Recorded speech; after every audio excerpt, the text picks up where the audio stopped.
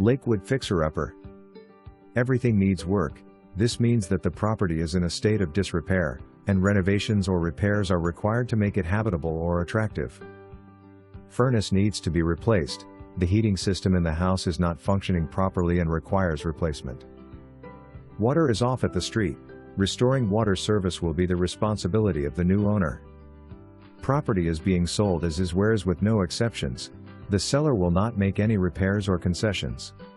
The property is being sold exactly in the condition it is in, and the buyer will need to accept it as is, without any warranties or guarantees from the seller regarding its condition.